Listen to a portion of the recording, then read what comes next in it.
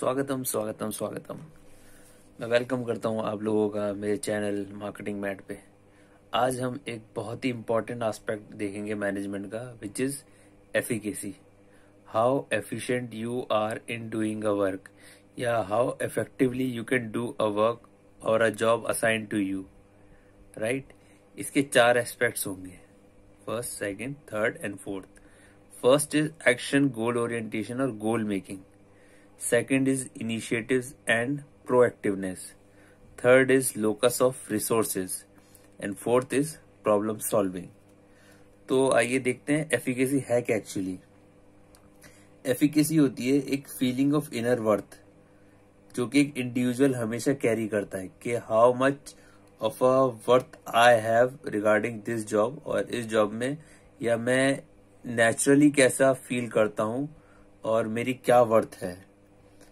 ऐसे लोग जिनकी एफिकेसी ज्यादा होती है वो ज्यादा इनिशिएटिव लेते हैं और अप्रोच करते हैं सिचुएशन को कॉन्फिडेंस से और ऑप्टिमिज्म से, and therefore they are likely to succeed better than the others. तो 4 कैरेक्टरिस्टिक्स को हम जानते हैं। पहला, एक्शन, गोल ओरिएंटेशन और गोल मेकिंग। तो कभी भी कोई भी ऐसा आदमी हो जिसके पास गोल हो अपनी लाइफ को लेके, तो हमेशा वो ड्रिवन रहेगा, हमेशा वो मोटिवेटेड रहेगा, हमेशा वो प्रोएक्टिव रहेगा टू कंप्लीट टास्क और जॉब। तो गोल मेकिंग आपको फर्स्ट ऑफ ऑल फोकस बनाता है। गोल्स कई तरीके के हो सकते हैं, लॉन्ग टर्म और short term, no contradictory goals, superordinate goals and action goals. तो लॉन्ग टर्म और शॉर्ट टर्म गोल्स क्या हैं? Long term and short term goals वो गोल्स हैं जो कि एक तो एग्जिस्ट कर सकते हैं एक साथ। मान लीजिए कोई एक स्टूडेंट है जिसका लॉन्ग टर्म गोल हो सकता है कि मैं इतना अमीर बन जाऊं, अपने एक अच्छी पोस्टिंग लूं और अपने करियर में इतना अच्छा करूं कि मैं एक एमएनसी में किसी एक हायर पोजीशन पे जाऊं। और शॉर्ट टर्म गोल उसी स्टूडेंट का ये हो सकता है कि वो अपने एग्जाम में अच्छा करे। तो these short term goals lead to long term goals. Second आते हैं हम नो कॉन्ट्राडिक्टरी गोल्स। आपके जो गोल्स होते हैं उनको आप ऐसे बनाइए कि वो एक दूसरे को कॉन्ट्राडिक्ट ना करें। तो जैसे अगर मान लीजिए कोई एक गोल है कि आपको रिच बनना है एंड देन आपको एक एनजीओ रन करना है, सो अगर ऐसा हुआ तो विच इज नॉट पॉसिबल कि becoming rich and serving the poor, these two can be contradictory goals and they require a high level of competency to achieve both simultaneously. किसी पॉइंट पे एक गोल जो है दूसरे से ज्यादा हो जाएगा और वो भी फुलफिल नहीं हो पाएगा, और जो दूसरा गोल है वो भी फुलफिल नहीं हो पाएगा। Now we will come to superordinate goals. Now what is this superordinate goals? Superordinate वो गोल्स हैं जो आपको बताते हैं कि that you live for a cause, और आपकी एग्जिस्टेंस को जस्टिफाई करते हैं। अगर मैं सुपर ऑर्डिनेट गोल्स की बात करूं तो इसमें आ सकते हैं एग्जाम्पल महात्मा गांधी, जिन्होंने इंडिया की इंडिपेंडेंस के लिए वर्क करा by adhering strictly to the principle of non violence. वो अहिंसा पे चले और उनका गोल था ये कि हम भारत को आजादी दिलाएंगे based on the principle of non violence. दूसरा अगर मैं बात करूं, डॉक्टर वर्गीस कुरियन।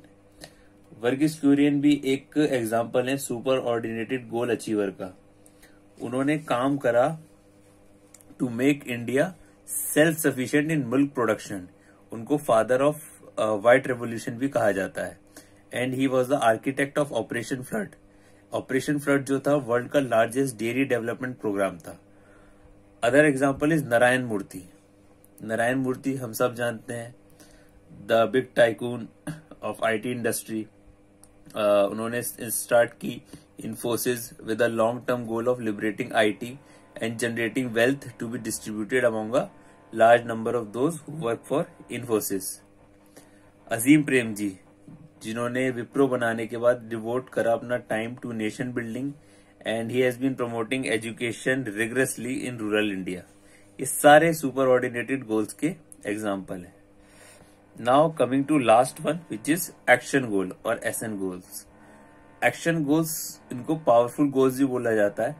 ये ऐसे गोल्स होते हैं जहाँ पे लोग अपने आप को देखते हैं कि जब मैं गोल अचीव कर लूंगा तब मैं क्या करूंगा। ओके, तो ऐसा हो सकता है कि कोई सीईओ बनना चाहता हो और वो एक चेंज लेके आना चाहता हो उसी कंपनी में जिसमें वो सीईओ बनना चाहता है कि भैया मैं अगर सीईओ बनूंगा तो मैं ये करूंगा। जैसे बच्चों ने पूछते नहीं थे कि अगर आप पायलट बनोगे तो क्या करोगे, अगर देश का प्रधानमंत्री बनोगे तो क्या करोगे। तो दीज वर एक्शन गोल्स। तो हमने एक्शन गोल ओरिएंटेशन के बारे में पढ़ लिया। अब हम बात करते हैं लोकस ऑफ रिसोर्सेज। हर दूसरे दिन कोई ना कोई एक न्यू चीज सीखता है, कोई न्यू चीज अप्लाई करता है और कोई न्यू चीज डिस्कवर करता है। हमारी जितनी भी लर्निंग्स होती हैं वो आती हैं हमारे एक्शन से, इंटरेक्शन से, ऑब्जर्वेशन से, रीडिंग से, रिफ्लेक्शन से और कॉन्सेप्चुलाइज करने से। ये जो लर्निंग्स होती हैं मल्टीपल रिसोर्सेज से हो सकती हैं, मल्टीपल सेंसेस के थ्रू हो सकती हैं और मल्टीपल प्रोसेसेस के थ्रू होती हैं। इन लर्निंग्स से डेवलप होती है हमारी फैकल्टीज और उन फैकल्टीज से हम अपनी डेवलप करते हैं कॉम्पिटेंसीज। जो भी हमारी कॉम्पिटेंसीज होती हैं वो हमारी स्ट्रेंथ हो सकती हैं और जो हमारी इनकॉम्पिटेंसीज होती हैं वो हमारी वीकनेस हो सकती हैं। तो जब भी कोई बंदा अपनी स्ट्रेंथ और वीकनेस को जानता है अच्छी तरीके से तो it increases its effectiveness. He knows where he और she will be more effective और लेस इफेक्टिव। यहाँ पे आप देख रहे होंगे जौहरी विंडो। जौहरी विंडो जो है एक कॉन्सेप्ट है जो कि डेवलप किया गया था। बिहेवियरल साइंटिस्ट थे दो, जॉन इंगैम और हैरी लुफ्ट। तो इन्होंने ये बोला था कि जो हमारी पर्सनैलिटी है उसको हम कॉन्सेप्चुलाइज कर सकते हैं 4 पार्ट्स में। ये 4 पार्ट्स जो होते हैं कॉम्बिनेशन होते हैं उन एस्पेक्ट्स के जो कि हमें हम जानते भी हैं और नहीं भी जानते अपने बारे में, और कुछ ऐसे एस्पेक्ट जो कि दूसरे हमारे बारे में जानते हैं और नहीं भी जानते। इस पे हम एक अलग से वीडियो बनाएंगे बिकॉज ये थोड़ा लंबा टॉपिक है, राइट। तो we are done with action goal orientation and locus of resources. Now the third is initiatives and proactiveness. इसमें मुझे कहने की जरूरत नहीं है कि जो भी बंदा इनिशिएटिव लेगा और प्रोएक्टिव होगा, मतलब अपने काम को एंड मौके पर नहीं टालेगा, वो पहले ही उसमें प्रिपेयर होके रहेगा, उसकी एफिकेसी बढ़ जाएगी। He will be able to do more mistakes and generate more output, right? तो initiatives and proactiveness increases your efficacy. यहाँ पे 2 लोग तरह के लोग होते हैं, एक होता है प्रोएक्टिव और एक होता है कन्फर्मिस्ट। कन्फर्मिस्ट वो होते हैं जो वो करते हैं जो उनको बोला जाता है, तो दे कन्फर्म टू थिंग्स। लाइक आपको बोला है कि लिखो राम इज गोइंग, तो वो लिखेगा Ram is going, right. Whereas a proactive will take initiatives, will develop his faculties, right? Now last आते हैं प्रॉब्लम सॉल्विंग। प्रॉब्लम सॉल्विंग क्या है? प्रॉब्लम सॉल्विंग इज लाइक कोई सी भी जॉब हो उसमें डिफिकल्टीज आती हैं। आपकी जो जॉब है वो तब तक रहेगी जब तक उसमें प्रॉब्लम्स हैं। कोई भी अपनी जॉब को लेके बोलता है कि इसमें ये है, ये प्रॉब्लम आ रही है, वो प्रॉब्लम आ रही है। उन प्रॉब्लम का होना ही आपकी जॉब की एग्जिस्टेंस का होना बताता है, राइट। तो अगर मान लीजिए आप एंटरप्रेन्योर हैं, आपको एक कंपनी सेटअप करनी है, आपको काफी सारे हर्डल पास ऑन करने होंगे। कोई ना कोई इश्यूज रहेगा, जैसे रोड्स, ट्रांसपोर्ट का, एम्प्लॉय यूनियंस का, स्ट्राइक्स का, राइजिंग प्राइस हो रहे हैं, कंज्यूमर कोई मूवमेंट्स हैं, ब्रांड स्विचिंग है, शेयर प्राइस फ्लक्चुएट कर रहे हैं, गवर्नमेंट चेंज हो रही है, ब्यूरोक्रेटिक प्रोसेसेस चल रहे हैं, करप्शन हो रहा है। तो these all things will affect your business और योर जॉब। आपको इफेक्टिव रहने के लिए चीजों को मैनेज करना आना चाहिए। मतलब एक तरह से अगर मैं लाइफ का बताऊं तो life is all about managing your time, managing your emotions और कंटिन्यूस प्रॉब्लम सॉल्विंग। तो जो कैपेसिटी है सॉल्व करने की प्रॉब्लम, वो एक इम्पॉर्टेंट पार्ट बन जाती है एफिकेसी का। So you should be a continuous problem solver and not a avoider, correct.